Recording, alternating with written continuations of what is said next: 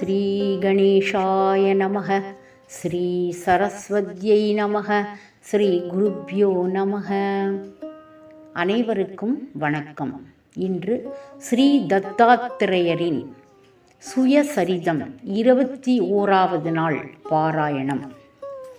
சித்தன் நாமதாரகனிடம், உனது கேள்வி எனக்கு மகிழ்ச்சி தருகிறது.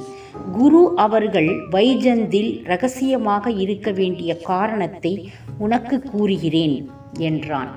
குருபிரானின் புகழும் பெருமையும் தேசமெங்கும் பரவியது. அதன் காரணமாக பலரும் அவரது ஆசியை பெற்று தங்கள் கஷ்டங்களை விலக்கிக் கொள்ள அவரை நாடி வந்தனர்.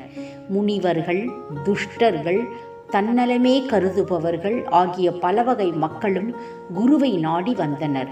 முன்னாளில் பரசுராமராக அவதரித்து வந்தபோது பகவான் உலகத்தை வெற்றி கொண்டு பிராமணர்களுக்கு அளித்தார். பின்னர் மேற்கு கடலுக்கு சென்று அங்கு கடற்கரையில் தவம் செய்தார். பிராமணர்கள் மிகவும் பேராசை கொண்டவர்களாகி அந்த சிறு நிலத்தையும் கேட்டனர். இதனால் வெறுப்புற்ற பகவான் இந்த இடத்தையும் விட்டு கடலுக்குள் சென்று தனது தவத்தை தொடர்ந்தார். அங்கும் அவர் மக்கள் தன்னை நாடி வருவதை தவிர்க்க இரகசியமாக இருக்க வேண்டி வந்தது. அதுபோலவே குருவும் தன்னை நாடி வரும் பக்தர்களின் கூட்டத்திலிருந்து விலகி இருக்க வேண்டி இரகசியமாக வசிக்க வேண்டி இருந்தது. குரு அவர்களால் சகல விருப்பங்களையும் நிறைவேற்றி வைக்க முடியும். முதலில் பக்தர்களின் பக்தி ஆழமானதுதானா என்று சோதனை செய்த பிறகே அவர்களது விருப்பத்தை நிறைவேற்ற எண்ணம் கொண்டார். அதனாலேயே குரு வைஜந்தில் இரகசியமாக வசிக்க வேண்டியிருந்தது. குரு தனது இரகசிய இடத்திற்கு போகும் முன்னர் தனது சீடர்களை கூப்பிட்டு அவர்களிடம், நீங்கள் எல்லோரும் யாத்திரை போக வேண்டும். நீங்கள் யாத்திரை முடிக்கும் போது என்னை வந்து ஸ்ரீசைலம் என்னும் புண்ணிய கஷேத்திரத்தில் பாருங்கள் என்றார். எல்லா சீடர்களும் குருவின் பாதங்களில் விழுந்து வணங்கி, ஐயனே, எம்மை ஏன் நிராகரிக்கிறீர்கள்? வேதங்களும் சகல புண்ணிய தீர்த்தங்களும் குருவின் காலடியில் வசிப்பதாக கூறுகின்றனர். எங்களிடம் இந்த அரிய செல்வம் இருக்கும்போது வேறு செல்வங்களை தேடி நாங்கள் எங்கு செல்ல வேண்டும் என்றனர். குரு அவர்களிடம், மாணவர்களே, நீங்கள் சந்நியாசிகள், துறவிகளின் வாழ்க்கை தர்மப்படி ஒரு இடத்தில் 5 நாட்களுக்கு மேல் தங்கக்கூடாது.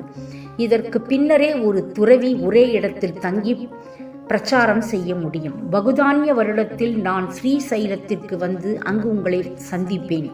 நீங்கள் எவ்வாறு யாத்திரை புரிய வேண்டும் என்று உங்களுக்கு இப்பொழுது விளக்கமாக கூறுகிறேன். குரு அவர்களிடம் எல்லா க்ஷேத்திரங்களை விட புனிதமான காசி நகரத்தில் யாத்திரையை துவங்கும்படி கூறினார். குரு தனது சிஷ்யர்களிடம் பாகிரதி நதியில் தடாக யாத்திரை செய்யும்படியும் கூறினார். தடாக யாத்திரை என்பது நதியின் முகப்பிலிருந்து மூலஸ்தானத்திற்கு போவதாகும். இதுபோலவே அவர்கள் மற்ற நதிகளிலும் தடாக யாத்திரை போகும்படி பணிக்கப்பட்டனர். அவர்கள் வருணா, குஷ்யந்தி, சத்ரு, விபாஷா, விதஸ்தா, சரஸ்வதி, பயஸ்வி, கிருதவிதி, தேவநதி ஆகிய நதிகளில் யாத்திரை செய்யும்படி கூறப்பட்டனர். குரு அவர்களிடம் இந்த புண்ணிய நதிகளில் குளிப்பதனால் பாவங்கள் நீங்கப்பட்டு தடாக யாத்திரை செய்து பாவங்களிலிருந்து விடுபடுமாறு கூறினார். அவர் பின்னர் ராமேஸ்வரம் சென்று ரங்க பத்மநாப குளத்தில் ஸ்நானம் செய்யும்படி கூறினார். பின்னர் பத்ரி நாராயணரை தரிசித்து கொண்டு ஸ்ரீசைலம் செல்லும்படி கூறினார். மாலய தீர்த்தத்தில் முன்னோர்களுக்கு அஞ்சலி செலுத்தும்படியும் கூறினார். அவர் பின்னர் சீடர்களை மதுரா, அயோத்தியா, கோகர்ணம், காஞ்சி, துவாராவதி, கயா, சாலிகிராம தீர்த்தம் ஆகிய கோயில்களை தரிசிக்கும்படி கூறினார்.